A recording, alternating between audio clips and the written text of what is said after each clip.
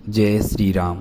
अब तक आपने सुना कि विश्वामित्र जी अपने यज्ञ के लिए हवन सामग्री का बंदोबस्त करने लगे थे। अब हम आज की कहानी सुना रहे हैं, मारीच और सुबाहु का वध।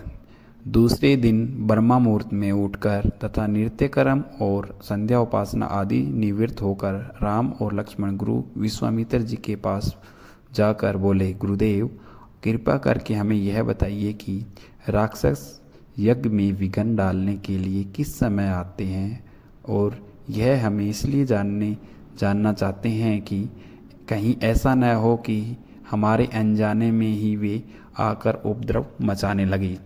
दशरथ के वीर पुत्रों के इन उत्साह भरे इन वचनों को सुनकर वहाँ पर उपस्थित समस्त ऋषि मुनि अत्यंत प्रसन्न हुए और बोले, हे रघुकुल भूषण राजकुमारों, यज्ञ की रक्षा के लिए तुमको आज से 6 दिनों तथा रात्रि तक पूर्ण रूप से सावधान मुद्रा में और सजग रहना होगा। इन 6 दिनों में विश्वामित्र जी मौन होकर यज्ञ करेंगे। इस समय भी वे तुम्हारे किसी भी प्रश्न का उत्तर नहीं देंगे, क्योंकि वे यज्ञ की दीक्षा ले चुके हैं। सूचना पाकर राम और लक्ष्मण दोनों भाई अपने समस्त शस्त्रों से सुसज्जित होकर यज्ञ की रक्षा में तत्पर हो गए। 5वें दिन और 5 रात्रि तक निरंतर बिना किसी विश्राम के सतर्कता के साथ यज्ञ की रक्षा करते ही रहे, किंतु इस अवधि में किसी भी प्रकार का विघ्न बाधा नहीं आई। 6ठे दिन राम ने लक्ष्मण से कहा, हे भाई समोत्री, यज्ञ आज अंतिम दिन है और उपद्रव करने वाले के लिए राक्षसों के आने की संभावना पूर्ण है। आज हमें विशेष रूप से सावधान रहने की आवश्यकता है। तनिक भी असावधानी से मुनिराज का यज्ञ और हमारा परिश्रम निष्फल और निरर्थक हो जाएगा।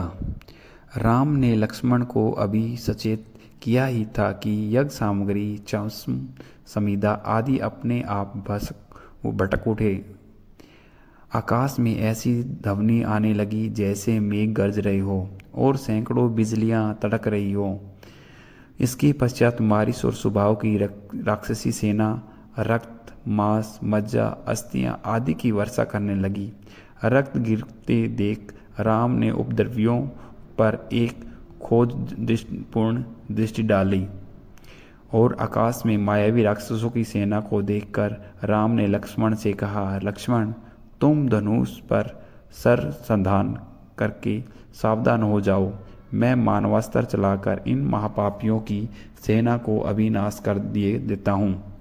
यह कहकर राम ने असाधारण फुर्ती और कौशल का प्रदर्शन करते हुए उन पर मानवास्त्र छोड़ा।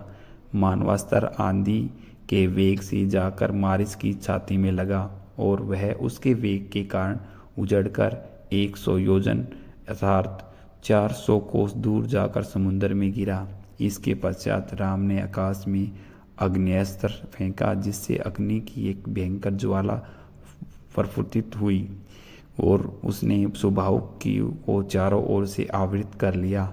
इस अग्नि की ज्वाला ने क्षण भर में ही उस महापापी को जलाकर भस्म कर दिया। जब उसका जला हुआ शरीर पृथ्वी पर गिरा तो एक बड़े जोर का धमाका हुआ। उसके आघात से अनेक वृक्ष टूटकर भूमि पर गिर पड़े। मारीच और सुबाहु पर आक्रमण समाप्त करके राम ने बचे हुए राक्षसों का नाश करने के लिए व्याजस्त्र नामक एक अस्त्र छोड़ा। उस अस्त्र के प्रहार से राक्षसों की विशाल सेना के वीर मर मर कर ओलों की भांति भूमि पर गिरने लगे। इस प्रकार थोड़े ही समय में पूर्ण राक्षसी सेना का नाश हो गया।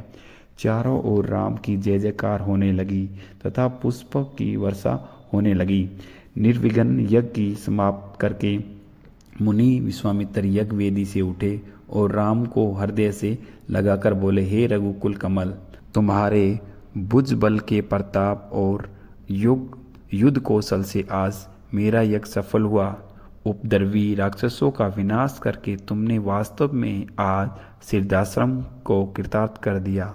यही थी आज की कहानी। जय श्री राम, जय श्री राम।